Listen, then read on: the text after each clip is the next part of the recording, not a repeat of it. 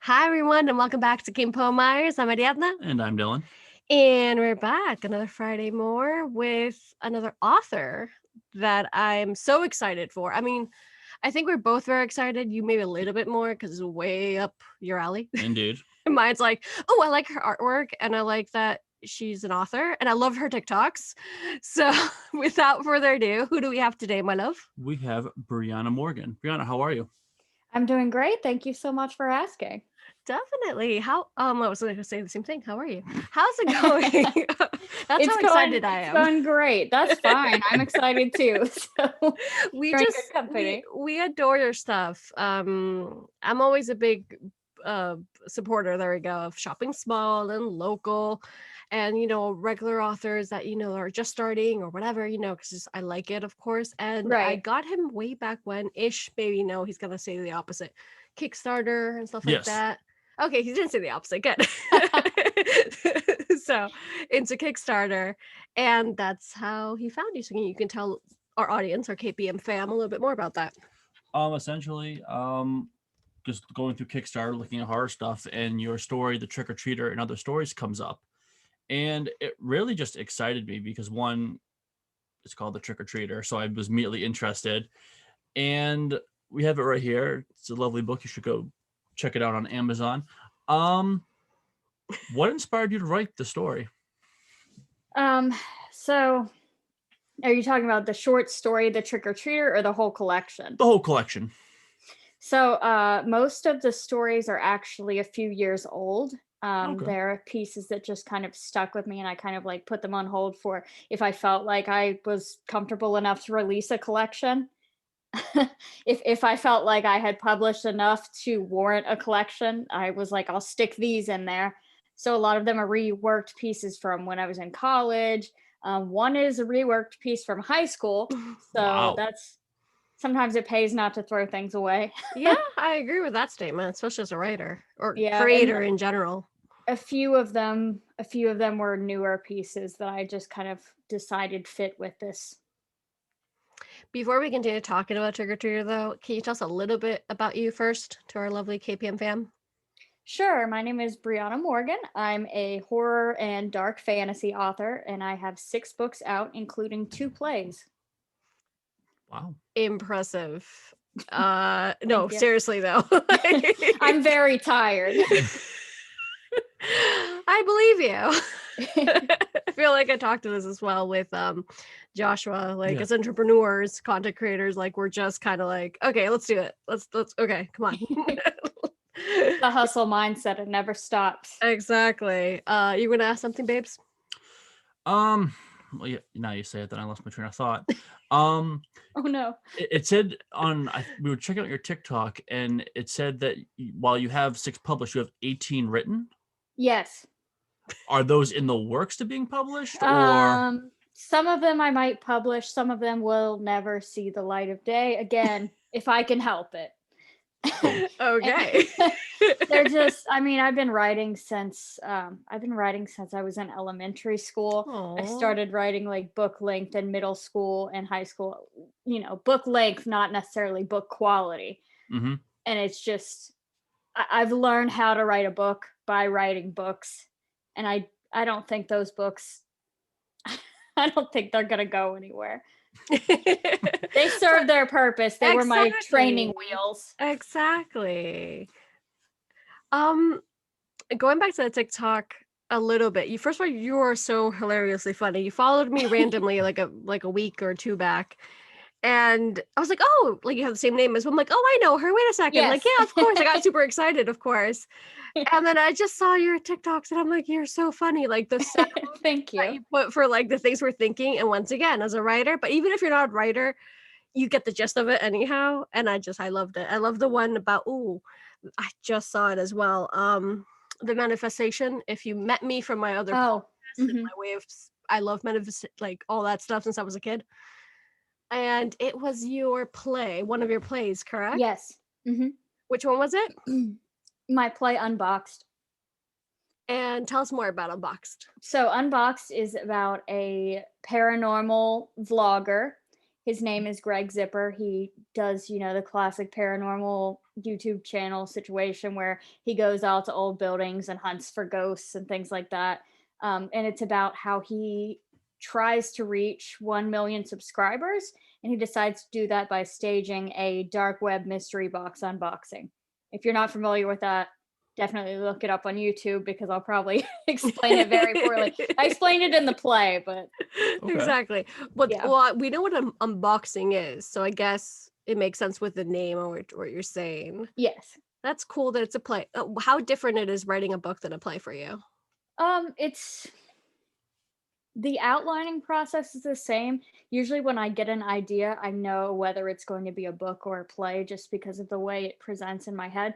Like if I can see everything kind of unfolding like a movie, um, where I'm part of it, then I know it's going to be a book. Whereas if I am kind of picturing things where I'm stepped back from the action, like watching it on the stage, that's kind of how I know. And that probably sounds really weird to anyone who's not in my head, but that is the only way I can think of to But explain it. works, though, exactly. I do see Unbox right behind you as well. We do see Yes, that, that's and my your little beautiful shelf of my like little shelf styling situation. uh diving into a little bit of not only Unbox just yet again, but or your writing better said, your love for Halloween and horror. Like tell us Yes. everything, please. Where it started, what you do. Oh my goodness. I honestly think it started with me watching scary things way too young. Uh, Look, it's like Dylan. I'll See? do it. What was your first it was encounter? Are You Afraid of the Dark was my gateway, Yes. and that was, I mean, Yep. supposedly it was geared toward children, but I just remember like watching episodes peeking around the couch because like I didn't want to hide my face, but I guess I didn't want the fear to get the rest of my body or something. That's so cute. Not really sure what that logic was. But then I started reading the Goosebumps books. And Yep. it was funny because I would get night terrors as a child, Oh. and the books would give me worse night terrors. Did I stop reading the books? No. And No. look just who you kept are reading the today. Look at me now. But yeah, so I think I've just always loved it. I got into horror movies when I was like 12 or 13 and read my first King at around, I think it was 13. It was Cujo, Nice. which is a hell of a first choice, but I guess I just went for it. Yeah, Dylan like adores Cujo. Well, yeah, it's classic Castle Rock. It's great story. Mm-hmm.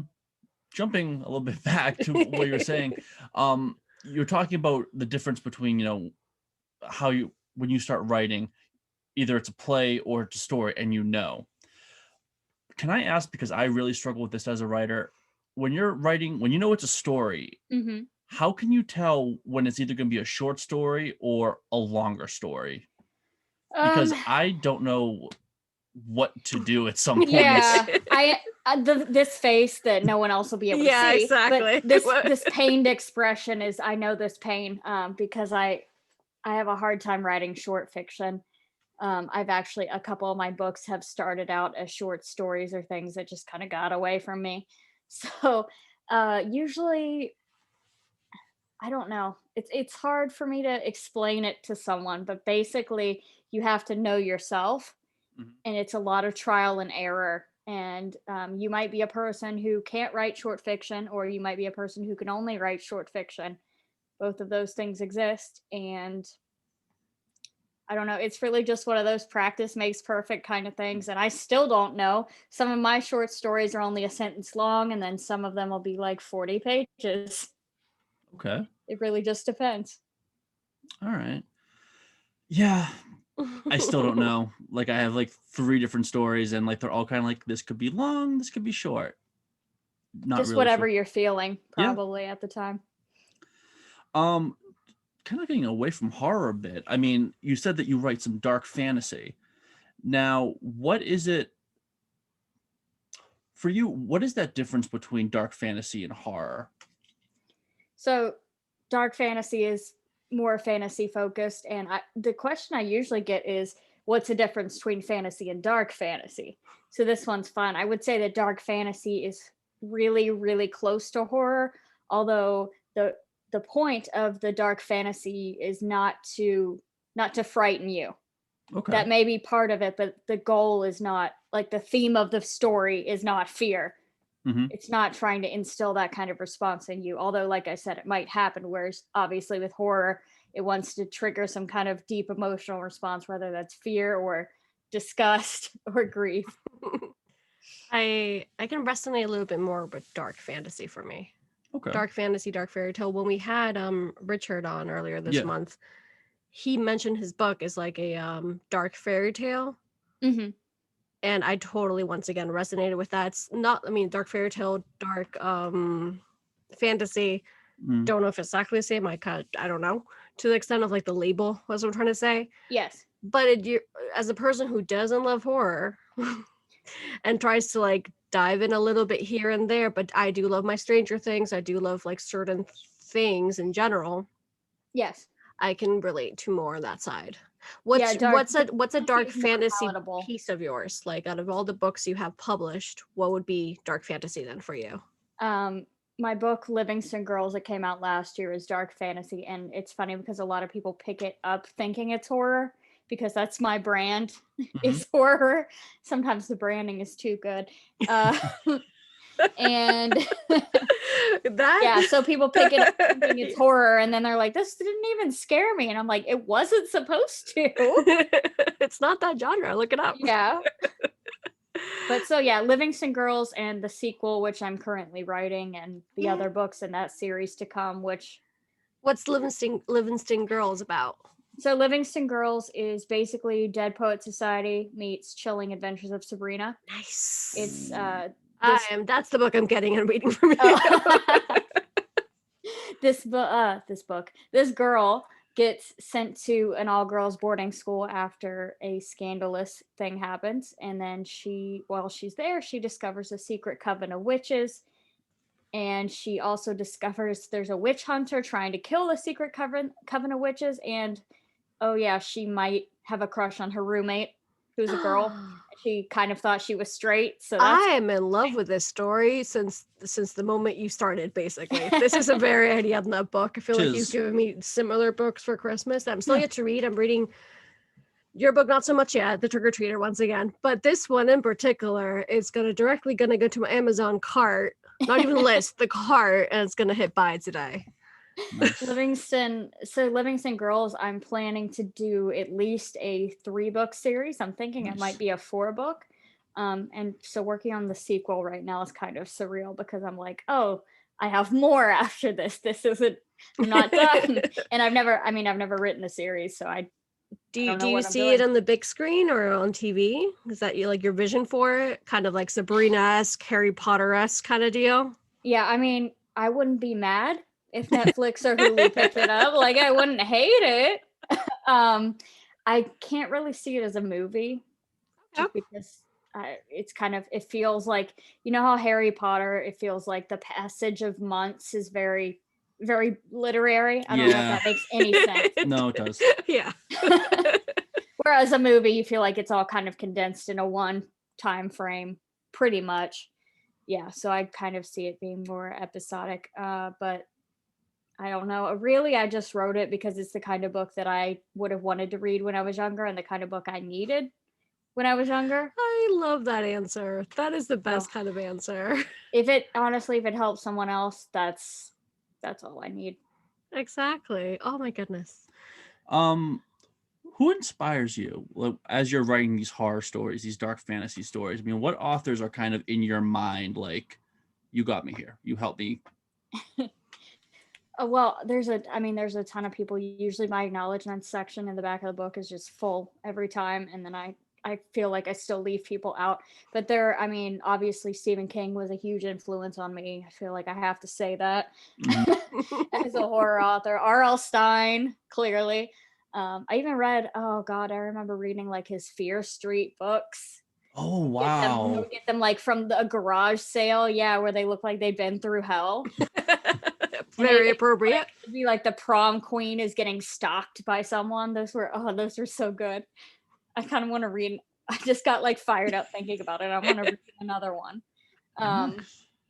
So like right now, I feel like I'm getting inspired by it's modern horror, but there's so many good female horror authors, especially right now, and I'm only making that distinction because this is Women in Horror Month. Otherwise, I would just say horror authors, but that it's important this month to point that out. I definitely appreciate that as well. Of course, I would love to know more. We actually have this season. We have 6 authors, and we have, by coincidence, even though there's many other people we do want to interview and who reached out to us, and we're so appreciative.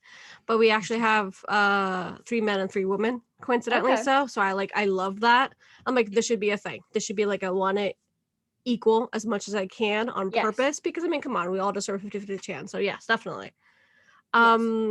It wouldn't be a King Pullmeyer's episode Mhm. without mentioning King. Yes. You guys can talk King for like a few minutes. I'm sure you're dying to, Mapes. I am. It's such a cheap question, but off the top of your head, and for me, like I always say, like my top list always is changing. Do you have maybe a top 3, top 5 of let's just a go-to for Stephen King's? I don't have top 5. I have top 3, and Okay. they're actually the only 3 Stephen King books that I've reread. Okay. Not sure what that says, but my top 3 are It, Pet Sematary, and Misery. Those are top picks. Wonderful stories. I mean, 2 of them are in my top 5, being It and Misery. What did you like any of the movie adaptations? Because it's so tough, but sometimes you could hit gold. I'm maybe not the best person to ask about this because I will watch garbage movies and have a great time. But so some of the old King adaptations are just phenomenal in terms of entertainment value, and Really, the vibes are there. I would Yeah. say it's just maybe not the best writing or the best I don't know. Portrayal of the book, I guess. Portrayal of the book, yeah, the best CGI, and there's some bad stuff. But I like the original Pet Sematary, also directed by a woman. That's kind of a big deal. It's a huge deal. I love the tone of that. The whole movie just is uncomfortable. I haven't seen the remake. Yeah, me So neither. I can't speak on that one. I love the adaptation of Misery as well. And It, I'm torn. I really like bits and pieces of the new adaptation that just came out, like within the past 2 years. But I also really like parts of the miniseries. But I think I only like the miniseries because of its like nostalgia factor. I don't actually know if it's any good. I don't want to recommend an adaptation, then someone like message you guys and be like, hey, that author doesn't know what the hell she's talking about. She just recommended a bunch of shit. I mean, the first sentence was like, I like garbage movies and find them entertaining. Yeah. And I do that sometimes. I mean, like sometimes I like movies people are like, really idiot. And I'm like, Yeah. it makes me laugh, dude. Yeah. That's good. The job is to entertain. Exactly. Oh my God. That's the whole point. The film adaptation of Thinner. Have you seen that? No. Oh God, please watch it. Is that a good For thing how or a good- bad? Very or- bad. Problematic. The pacing is all over the place. It seems like it was like a capstone project in someone's theater class rather than like professional actors. It's so bad. I can't. I love that book so much, and God. I can't do that. If you watch it, you won't like the book anymore. That's how bad it is. Then no. No. Don't torture yourself. I can't do that, Brianna. I'm sorry. She could watch it. It's not even really scary. It's just funny. It sounds more funny. Anytime I say anything like that, I'm like, I'm so afraid somebody's gonna come for my life. Horror fans are very, very passionate. Like for me personally, like I get why people don't like it, but I love the original It miniseries.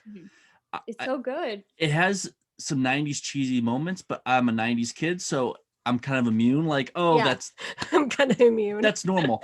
But Tim Curry as Pennywise was just money. Great. And the scene with the photo album where the picture starts moving. Yes. Holy shit. Like that still kind of makes me uncomfortable. Yeah, as a kid, like I told the story before, but my friend's grandpa had the double set VHS in his house, and my friend's like, we can't watch that. Like, why? And like, we can't watch that. We were afraid to look at the VHS. Didn't even want to look at it. It might move. You don't know. Yeah. No. And that's how fell in love with Stephen King. Like, I'm so afraid to look at the box art, let alone watch this damn movie. Mm-hmm. Yeah. That kind of reminds me of with Trick or Treater. I don't know. Have you guys seen the artwork that I got commissioned? The cover? No, this is going to be terrible for a podcast, but I'm going to show But we can you. see it, so. But we can see it. No, I mean, hold it's on. on No, my Instagram and yeah, stuff. we'll definitely. Oh, that's right. We'll definitely get it. We'll definitely put it in our feed as well. That's we'll by tag. Trevor Henderson. He's amazing. He's such a sweet dude. But this is the Trick or Treater. That's insane. I love him. He looks terrible and frightening in the best way. Terrifying. My partner actually, I asked if we could get this made into like a big poster, just because that's what it's like to be with me. And he said we could not put it up in our home. So I would agree with that statement. No, Or like I don't know. I disagree. Well, I put up I put up with Michael Myers, and I put up with like he has a mask, and I think I think I'm getting used to Gabe's thing was like he didn't want to round the corner like when he's going to get water at 3 a.m. Oh yeah, exactly. See that. It has to be the corner of the house that you can't really, or your little office or something, little corner or something. I mean, it's pretty scary, but that's what I was thinking of, like the fact that visual artists and people who make visual mediums, it's so impressive that they can just make things that just an image scares you. It is incredible. I mean, this is the moment where I give a shout out to Sam and Sammy, because we have 2 segments with them. With Sam is all about supernatural and paranormal. So it fits right in with Unboxed, actually. You'll definitely love that segment. Oh, yeah. And then if you love true crime, it's with Sammy. And that's mainly between Dylan and her. Both are artists, and they're so incredible. And we give them a shout out as much as we can, because it's so incredible that what you're thinking, you can explain to that person. Yes. And like Sammy, she does our merch. So the fact that I can sit down with her to be like, oh, I want this, this, and this, and she just, I'm like, oh, that's awesome. So we get it. Yes. We totally get it. Going back to your writing, and it could be any of the books, of course. One of my questions is, what kind of research do you do? It depends on the book. It depends on the story. I don't research until after I've already written the first draft of anything, just because in the past, there was a lot of writing I didn't do because I was procrastinating by researching. And I think a lot of writers fall into that trap. A lot of my coaching clients, I'll notice that they fall into that trap. They think you need to know everything up front. And I'm like, no, you just need to, you move the story forward. And if you need that stuff, you put it in later, because otherwise you almost don't know how much you need to research ahead of time. Exactly. Like, you don't know if it'll make it into your book or not. I like that a whole lot. I feel like, because I've also written a few books. I'm published so far, but hopefully soon. I'm in the works for that. And yeah, the first thing was like, just write it. Just yes. Let's see what comes out with writing. And then now I'm at that point that if, like, of course, re-editing, making sure that, like, apart from proper grammar and all that, of course, all that fun stuff. Yes. But also make sure that there's other details I want to make sure I add. And that's where it kind of like, oh, yeah, I can like add this part or add this specific street that I was on, or like this character was on. Exactly. Yeah. But you didn't need any of that when you were creating your mind. I feel like I love writing in any sense, shape, way possible. So like even when I'm menting, I just get a notebook and I just like write, even though with all spelling mistakes, kind of like, okay, I'm letting it out. So from that to like anything else, basically. Yes. Definitely. But so like for different things, I think one of the stories in Trick or Treater, what is it? I changed the name of it. The Salem Witch Trial one. I think I remember the title of that one to save my life. That's the only problem when you change the title of something, is you just can't. You're like, wait, what was it? It's not there. Oh, The Hanging of Constance Evans. There you go. You got it. Yeah, I changed the title to kind of feel like a Haunting of Hill House. Okay. Situation. But I had to look up a lot of stuff about the witch trials for that because I forgot people's names, and I kind of wanted to tie it to that without it being. It's not really historical fiction, but it kind of is. Mm-hmm. And That one I might look into as well because we do love Salem. And you yeah, sounded that when one's you said not Haunting of super Hill scary. House enthusiastic. You love Haunting of the Hill House. I've not read the book. I love the TV series, Yeah. which Yeah, is Mike Flanagan is brilliant. He's such a good director. yes. The other things I've researched typically involve death or dying. I Seems had about right. to, yeah, I don't want to spoil one of the stories in the collection, but I had to look up a very specific method of death, and yeah.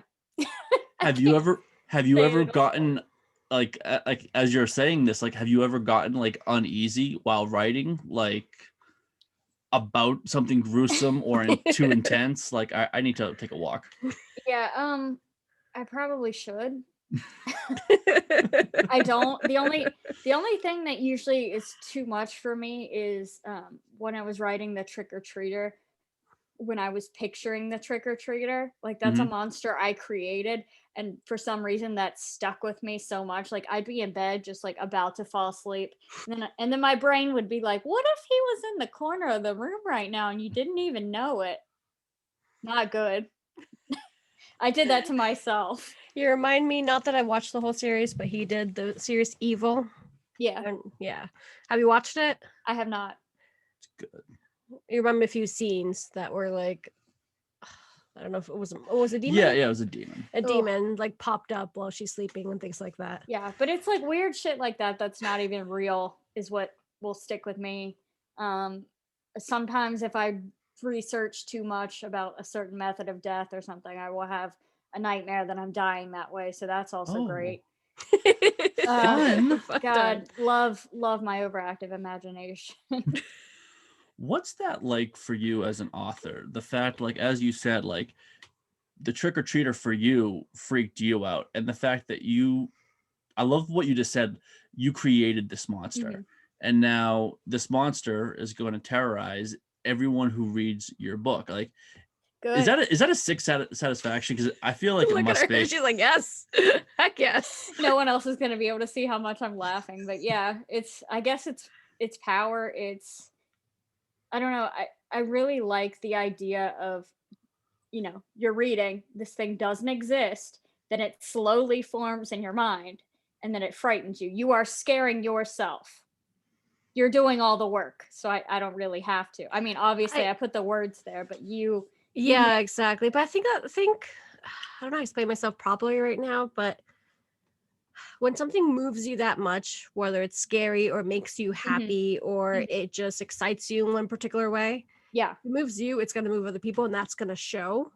Yeah, that's typically what and my rule is for horror. Exactly. I feel like that's definitely a good one.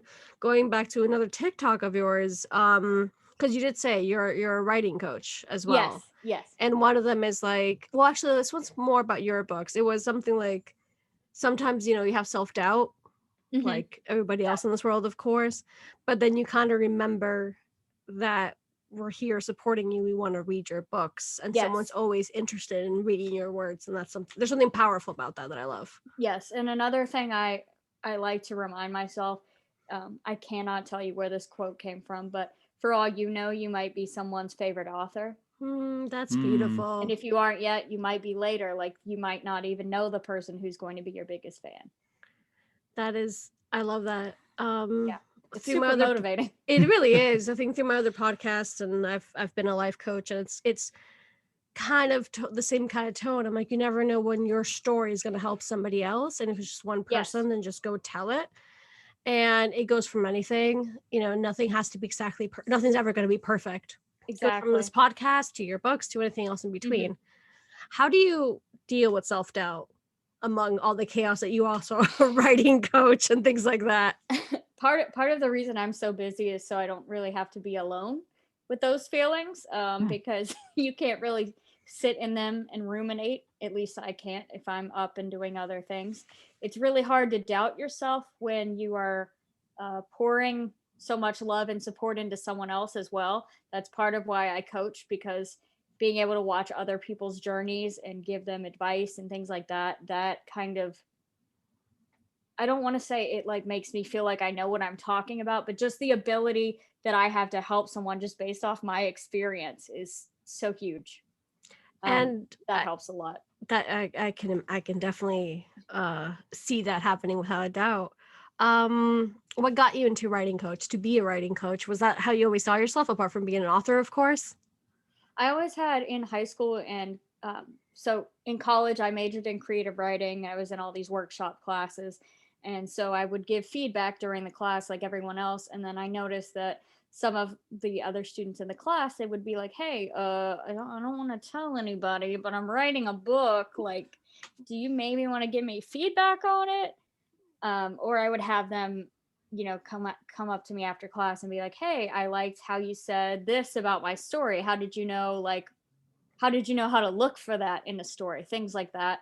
So I was more like a peer advisor to my classmates for a while. And then I've been a beta reader and a critique partner for different people. And it's when I realized that people had more specific problems, like really particular problems that I was spending a lot of time helping them with, that's when I was like, okay, I think in order for me to give you the time and attention that you need and deserve, I will have to like sit down with you and schedule it and make a plan.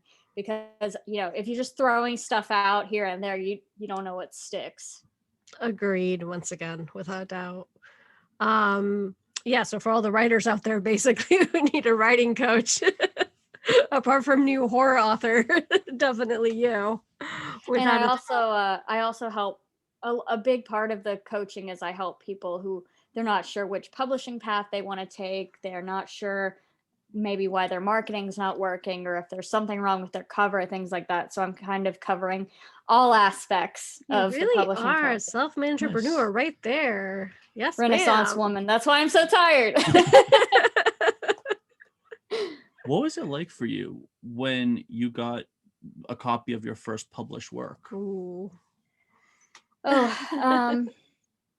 So I was technically first published in college. I had a short story published in the school's literary journal, and they had like a little banquet for that, and we all got to read pieces, and that was surreal. But then like it didn't even compare to when I got my debut novel. Like when I actually held a physical copy of my debut novel, it was so wild. I made my friends take all these pictures of me. We weren't even like, we were at another friend's party.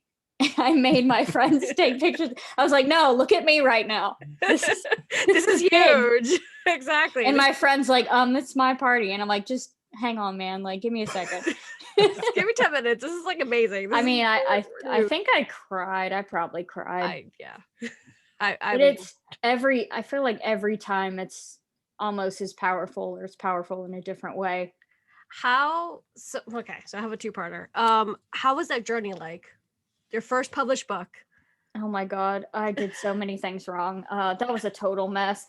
So I studied creative writing in college, and our program did I don't want to badmouth my program too much because it was a good program and I did learn some great things, but they did not do a great job of teaching you the different options for publishing. It was pretty much like traditional or nothing.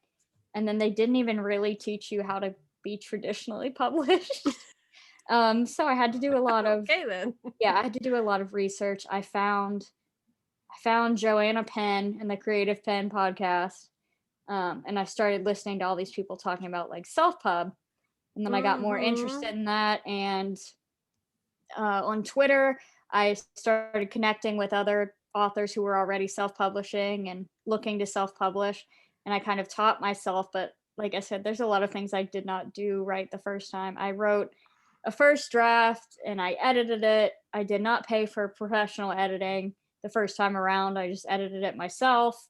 I had beta readers, but they were mostly excited just for me, for it being my first book. So they, bless them, they didn't say anything too like super shout out to the first fans who were like, yeah, they were great. Are the real VIP. Some of those people are still fans, so that's good.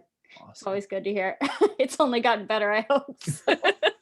But But the first one, I mean, it is just like, I tweeted it and I put it on Instagram because it's one of the more profound things I've learned in the past year. You really only become a better writer by writing more books. Definitely. And so the second part of that question is, so how has it changed now from all the way whenever the first publishing was till today? Yeah. I was so focused on everything being perfect for my first release, and then when things didn't go perfectly, because of course nothing ever does, I just panicked and freaked out, and I held myself to all these ridiculous standards, and I had all these unrealistic expectations, and I just basically made myself an emotional mess with the first one. And now I don't want to say like I don't get nervous before a new book comes out, because I do, but it's very much like I'm at a point in my career where I'm like, okay, I feel like I have enough solid fans that will like this, that I can put this out into the world and at least one person will like it.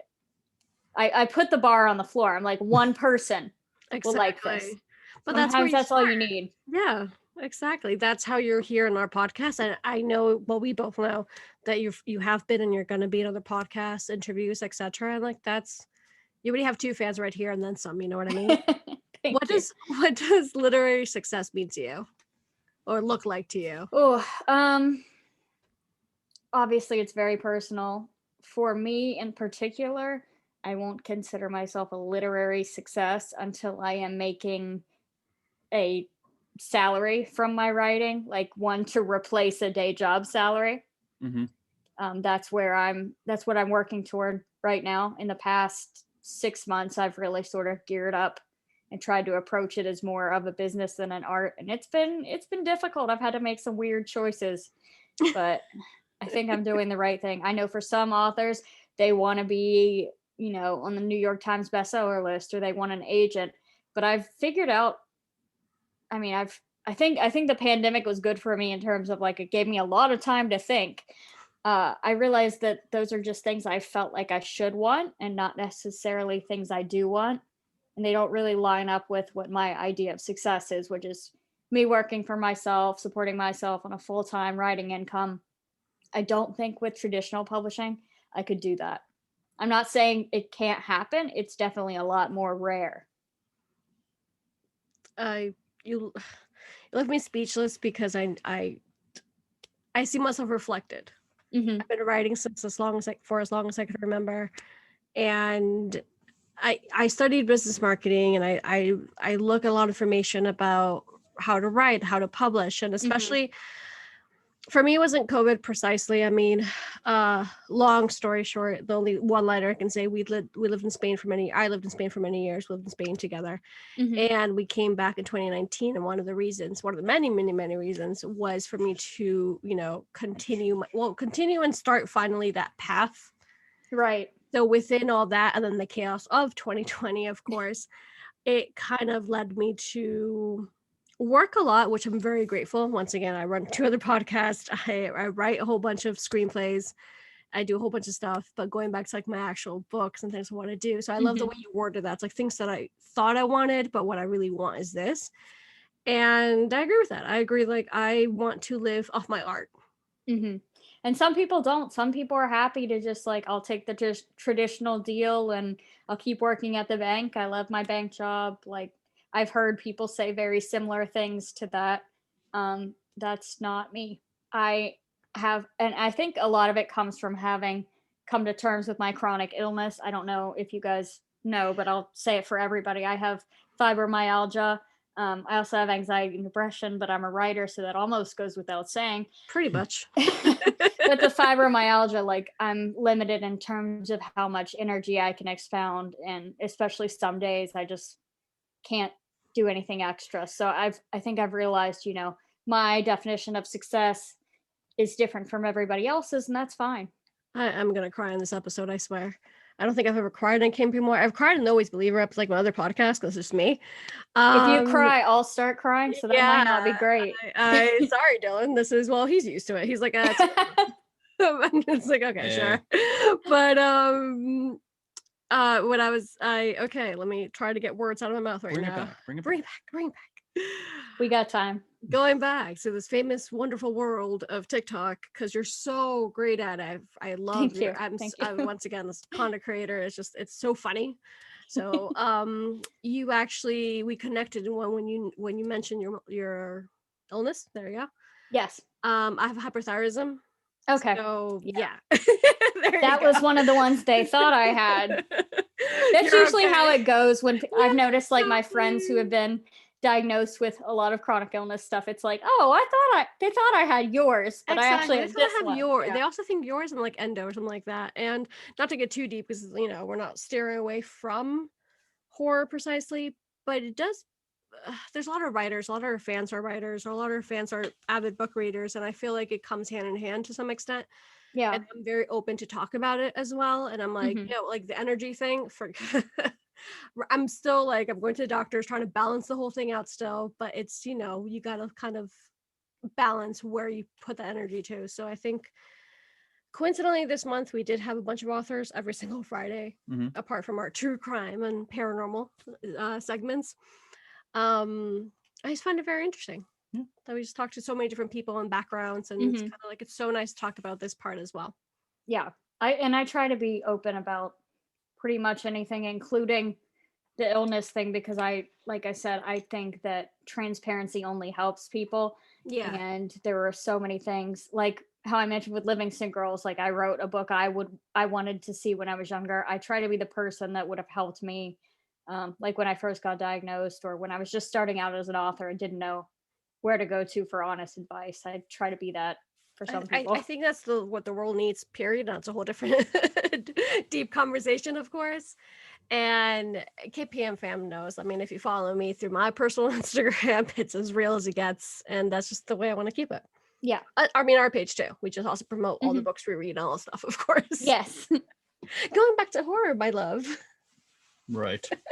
So I've noticed on your Instagram that you are a pretty diehard gamer, and Yes. just one of us. I mean, as a gamer, I mean, have you done anything within horror, like any horror games? Like, do you like that kind of? I do. It's so funny. I'm playing Prey right now. Have you played it, or are you familiar with Is it it? recent? I think it's Wait. from, I'm gonna get this wrong and someone's gonna be upset with me, but I think it's Do- from like 2016 or 2017. That's the one in space, right? Yes. Yes. I've Yes. never played it before. I'm playing it for the first time now, and it's so funny. I love being scared and I love horror games, but I keep getting jump scared by the mimics.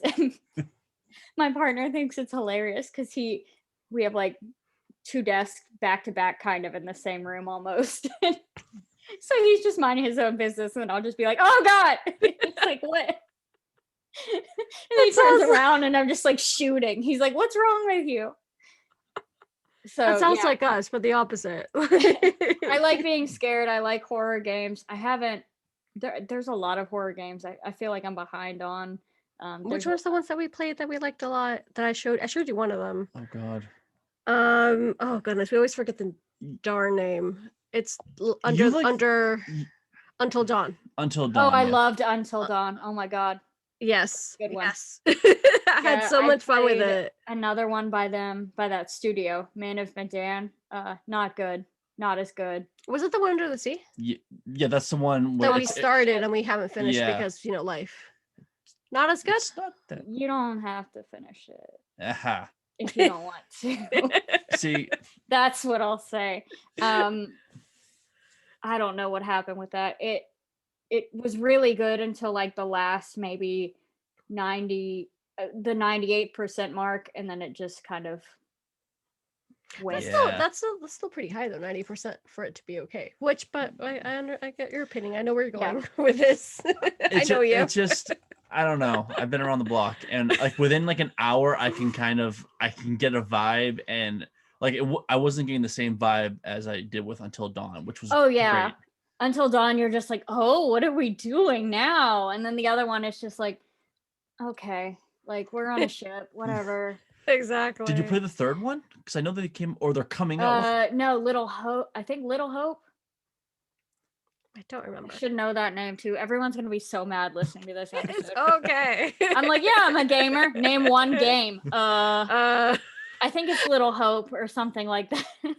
and then the other one is see, The other one, just no, that there one were horror two. game. No, there were two games we played together that we like a whole bunch. One was Until Dawn, Yes. and the other one was Friday 13th. They had Friday the 13th, Dead by Daylight. Dead by Daylight, yeah. I've heard of that one. I've never played it. Are you a fan of Resident Evil?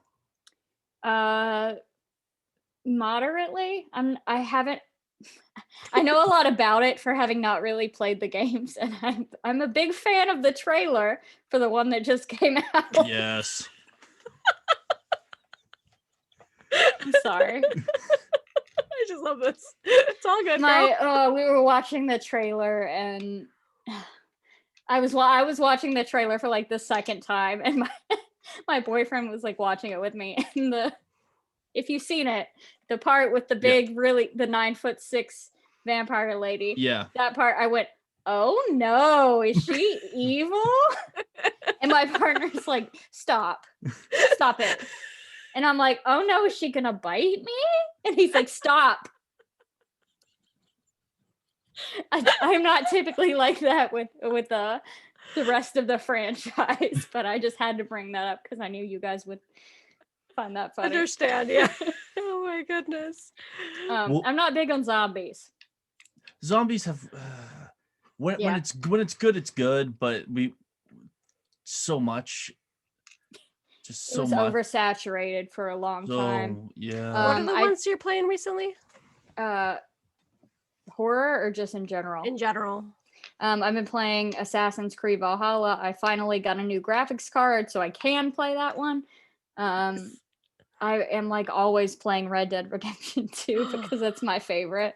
That's like Dylan's. Yeah. I just finished Horizon Zero Dawn, and my second favorite is The Witcher 3. So that's kind of and I remember you played Cyberpunk when it first came out, right? Yes, I played Cyberpunk. Oh my god, I think that was right after I beat Bioshock. Yeah. Okay. Sorry, I'm less of a gamer than you are, but I'm excited. Okay. Hold on. But she played it on the PC, and the PC actually had a decent launch. Okay. No, we gotta tell the whole story now because it's so good. First of all, Bioshock. That's your favorite. Yes, you the greatest game that's of all his first time. tattoo is Bioshock. The whole series is my number 3 in my top 3. What are your top 3? Separate them. It's Red Dead, The Witcher 3, Red Dead Redemption 2, The Witcher 3, and then the entire Bioshock franchise. I can't separate them. I played them all I finished all 3 of them in under 40 hours, like not even each, like all 3 of them. I beat them in fewer than 40 hours. That's what you call not leaving the house. Yikes. No, that's impressive. And I love hearing someone who actually strangely has almost the same ranking as mine, because for me, nothing can top Bioshock, but Red Dead, all 3 of them are in my number 2. You're like, you were. Red Dead. Oh my god! I cried. He cried. He was like, my boyfriend kept saying, "It's not real," and I was like, "I don't care. That doesn't work with me." He says to the author, "It's not real." I know it's not even real. I'm like, storyline. God, like. Broke my heart. Yeah, Horizon Zero Dawn has a really good story. I just beat that. But I also, when I mention that I'm a gamer, I always mention like I play a lot of games, probably not good at them. I don't play them to be good at them. I play them to have fun. No. I hate when people like shit on people for like, oh, well, you're not that good at it. No, the whole point is to have fun and to enjoy the story. Yeah, I get and for you to have fun. Exactly. Entertainment's like the whole garbage movies we were talking about. Yeah. Earlier on, it's like it's entertainment. All sorts of entertainment. I like what I like, and I play to have fun. I'm not good at all. I have tons of fun. I don't finish games usually, but hey, I have tons of fun.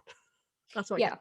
I play on easy mode or story mode. Easy mode or story mode those are like the only 2 I do most of the time.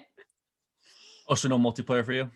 I don't really like multiplayer that much. Same. I hate other human beings. I don't. Most of it is Says the guy who has a podcast. the invention of the Love you, fam. microphone. The invention of the microphone and its place in modern gaming is really. I can't tell you the last time I played a multiplayer game and I kept everyone's sound on. I usually just mute everyone. I'm Yeah. like, Oh, I I'm mute everybody. Oh God, no. not having it. No, thank you. Ugh, people are the worst. Yeah. The only people I will play multiplayer with are people like I know in real life. For the Yeah. most part, I don't want to be with a stranger. I just don't. Especially gaming, much like horror, much like fandom in general, they're so intense. I'm like, I'm just not to quote Cyndi Lauper again, but like girls just want to have fun. Just leave me alone. It's true. Exactly. I don't mind intensity, but when it turns into disrespect. Yeah, exactly. And I'm like, no, I'm no. That's why I'm a single player gamer. Like I'm gonna be with my NPCs. I'm gonna get lost in this world. Yeah, take my time. Exactly. maybe fuck up a game mechanic here or there. Maybe 20 times. I don't know. That we'll find out. So yeah, the only Half we of do Red Dead to figure out how to shoot, so that was great. Not good. that would be me though. I feel like it'll be right at the end. I'm like, oh, this is how things works. I was like, oh, I can look down the scope? What? Oh God. I'm happy you have fun. I do have fun. Seriously, KPM fam, if you're laughing as much as we are, which I'm pretty sure, because we're all game nerds here as well, your TikTok, you just make me laugh because it's just like constant little bits like these, I swear. Will you be getting the new Resident Evil in May? With the 9'6" vampire lady? Yes, I will be. That is I don't know anything.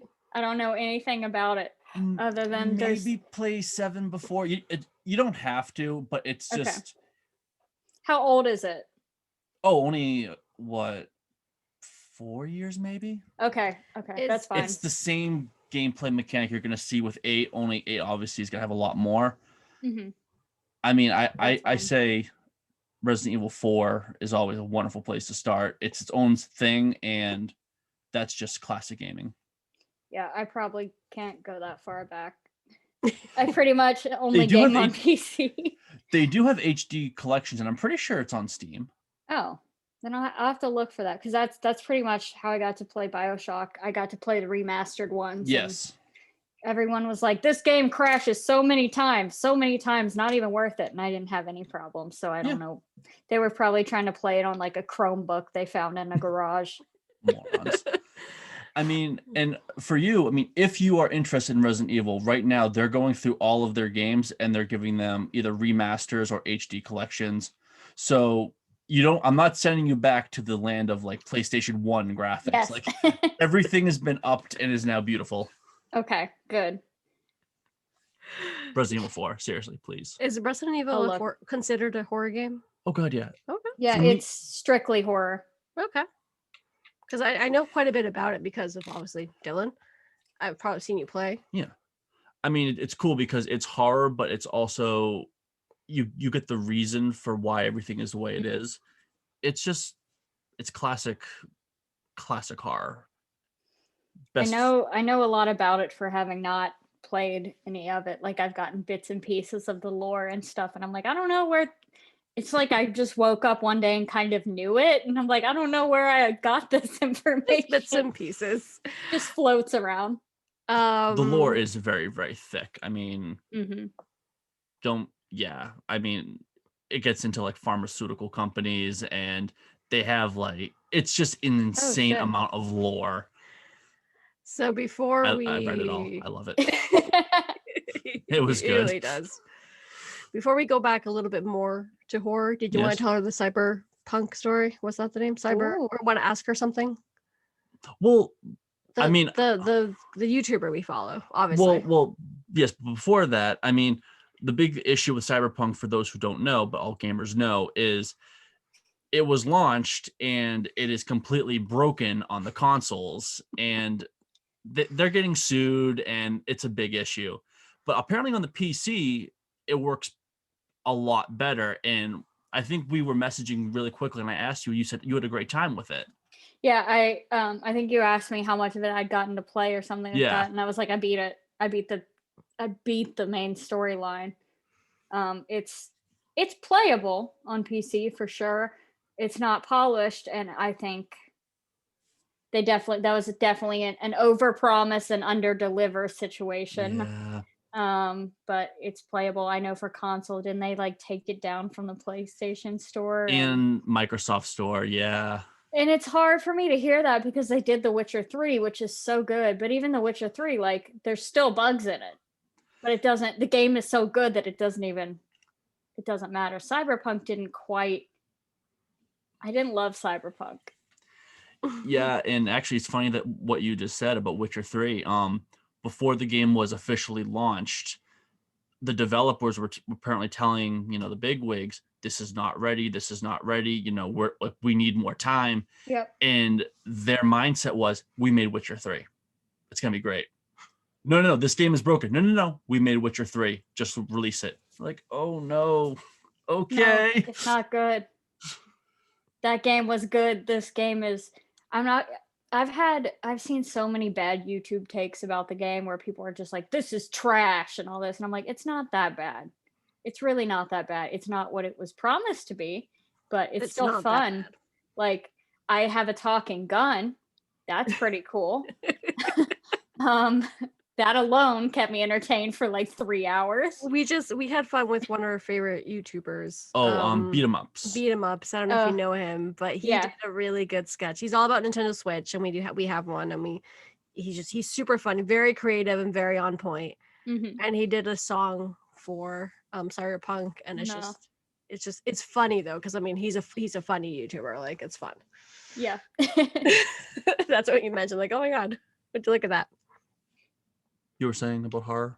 Going back, lastly and not least, yes, because now we can talk for another hour about gaming and a million other things. Right. What do you have on your plate right now? Let's talk once more about your books. Where can we find you? All that fun detail, and then we can do the Halloween questions, of course. Wow. But so I am all over the place. I'm just way too many places online. I have a website that's brianamorganbooks.com. I'm on Instagram as Briana Morgan Books. I'm on Twitter as Bri Morgan Books. I'm on TikTok as Briana Morgan Books. I'm still learning TikTok, but it's fun. And you're great at it, believe me. Thank you. Apparently, I'm too old for parts of it, so that's don't believe that hype. Do not believe. No, that's you're not even on TikTok. It's teenagers. I mean, it's Gen Z, which is exactly fine, but I write young adult stuff, so I'm like, I need to know what's going on. Yeah, here. Exactly. They're a good target. They're actually a really good target. No, like I just put my marketing brain for 2 seconds. I'm like, actually, yeah, definitely. That's why I did that. That wasn't of course not an accident. You are a smart lady. I'm on Pinterest. People don't really care about that one anymore. No, they really don't, do they? I also haven't, like, it was big for a while. I just use it for I use it for recipes and I have like home character aesthetics. Yeah. Home decor and stuff like that. Where else am I? I have a brianamorgan.services is my publishing services and consultation website. I used to take editing clients there as well, but that's a lot more selective. I'm not really doing that anymore. It's a big time sink. Exactly, yeah. And then all my books are available on Amazon. All right, perfect. We'll definitely link everything down below, including the picture of that famous, very creative trick-or-treater. Yes, and that's by Trevor Henderson. I'm going to mention him again because he's amazing. Yes, and we'll definitely tag him down below without a doubt with that, because like, you got to give credit where credit's due. That's my number one rule. And yeah, please do. Like, every time that you share, just please tag the artist, tag us, tag. Yes. Tag. Real quick, I mean, you're clearly very busy, but do you have any time to read? Like, are you reading anyone right now?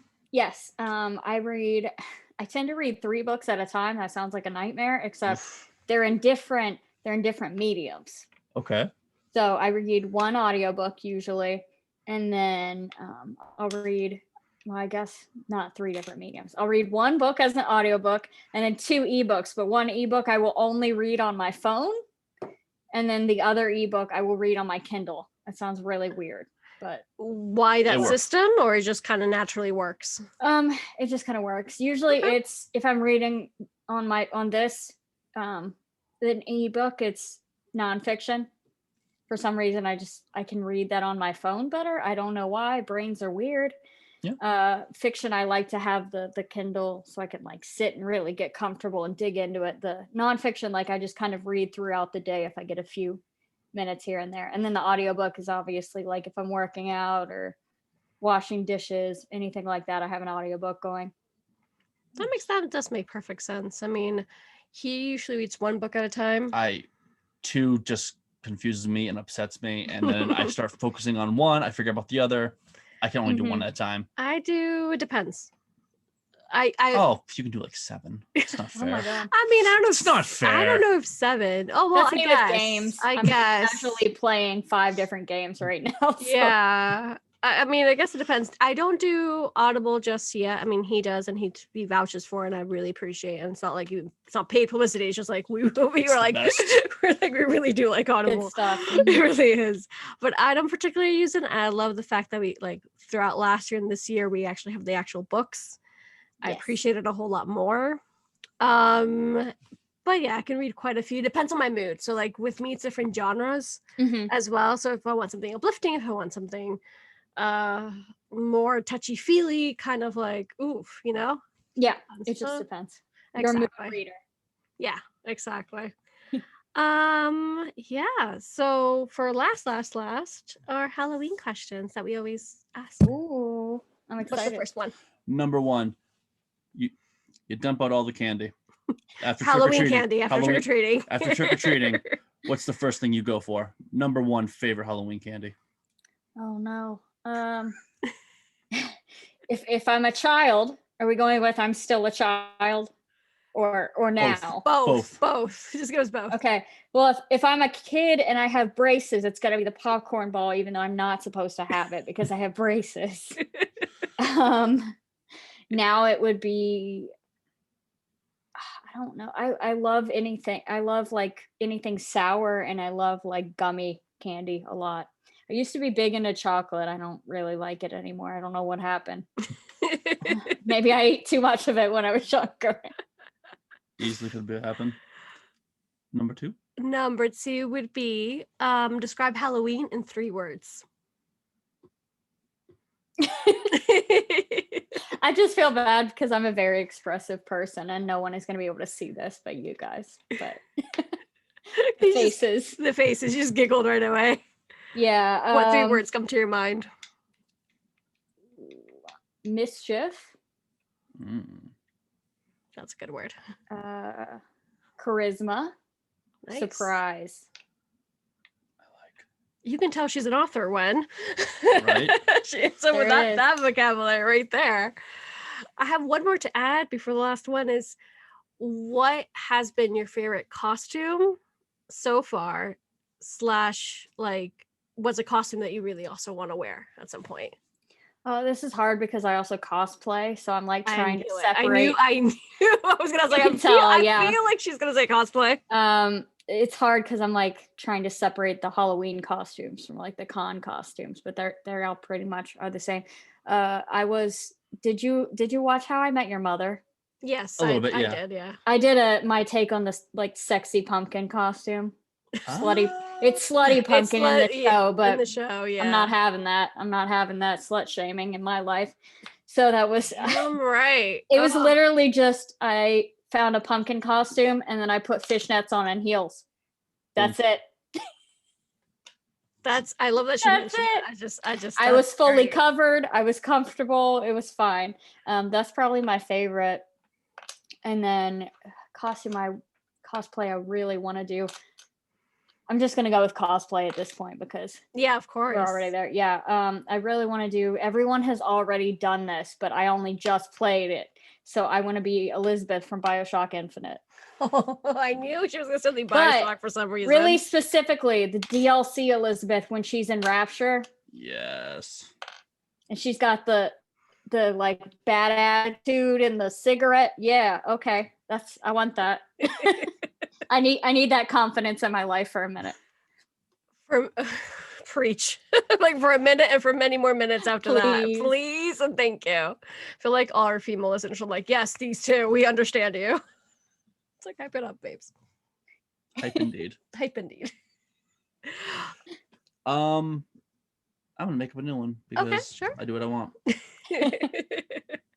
Greatest horror creature or character from gaming, movies, books, your book. Oh, not my book. The trick or treater from your book, obviously. I don't. Ugh. Now my brain is just like, think of every scary thing ever at once.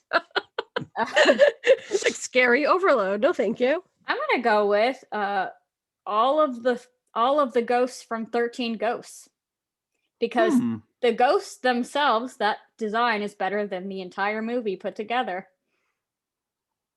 So that's maybe a hot take. I don't know.